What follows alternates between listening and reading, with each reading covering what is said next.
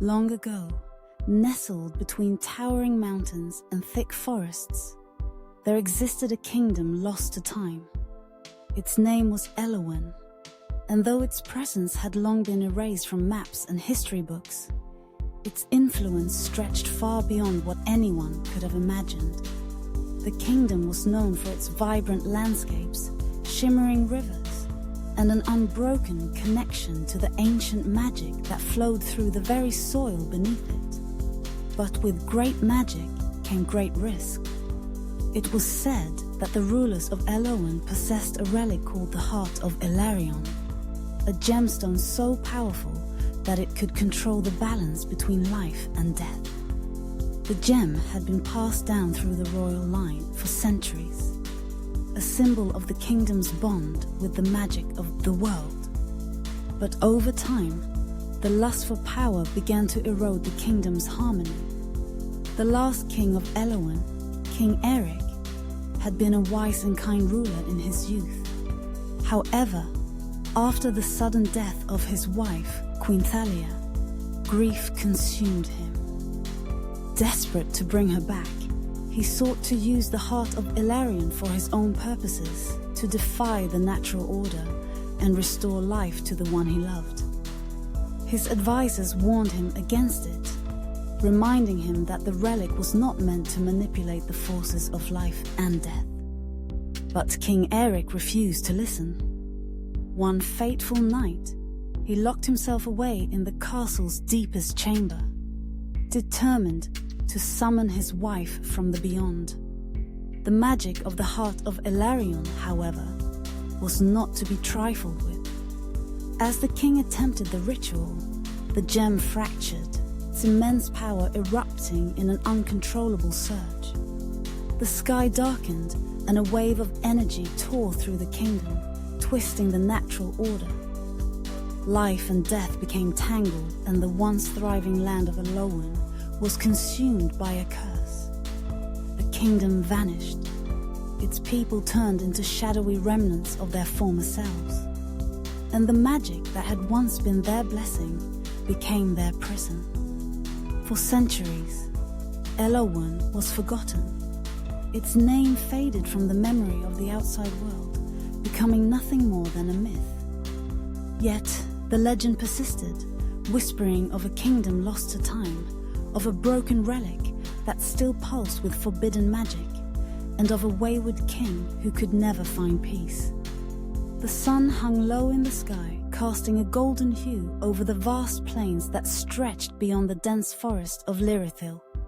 Among the towering trees, a lone traveler walked, her boots crunching against the fallen leaves. She was Ilara, a wanderer with no home but the road, no family but the stars that guided her each night. Ilara had heard many stories of Elowen, but she had never paid them much mind. She had her own reasons for roaming the world, her own scars to bear.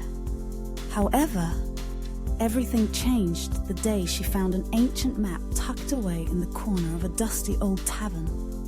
The map depicted a kingdom long lost to time, and at its center was the unmistakable symbol of the Heart of Ilarion. It was said that the relic still existed, hidden somewhere in the ruins of Elowen, waiting for the one brave enough or foolish enough to find it. The map was old, its edges frayed and yellowed, but something about it had caught Ilara's eye. Perhaps it was the faint glow of the ink, or the way it seemed to hum in her hands, as if calling to her. She hadn't been able to shake the feeling since.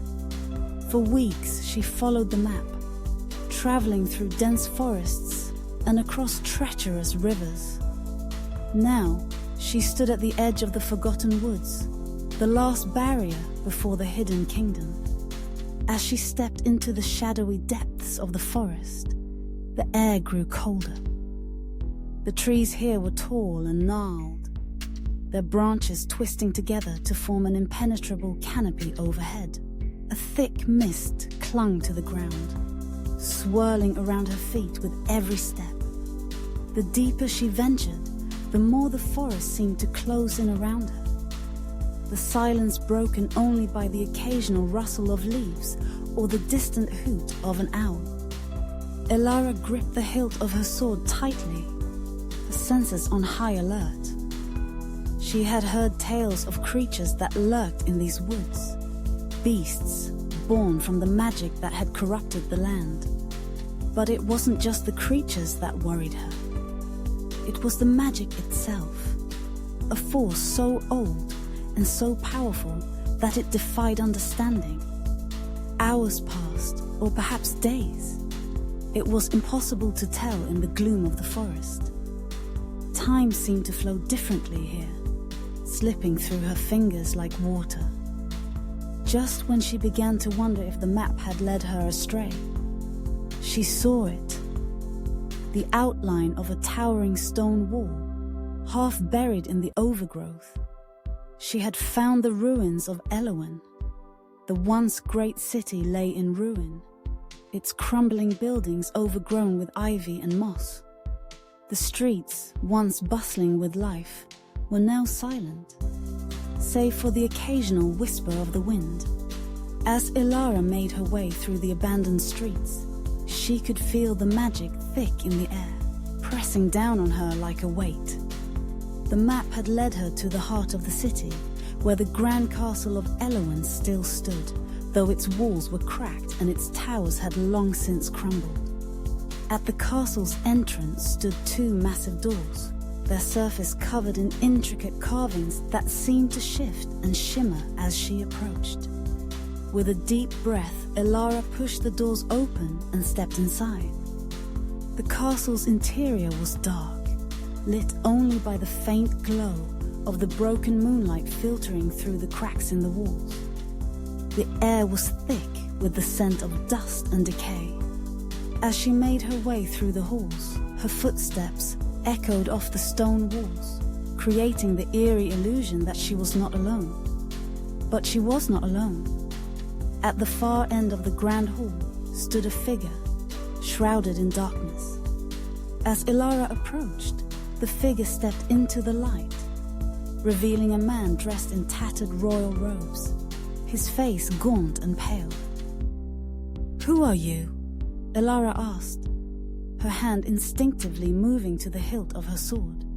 The man's eyes flickered with recognition. was King Eric," he said, his voice hoarse and distant, as if coming from a great distance. "You should not have come here."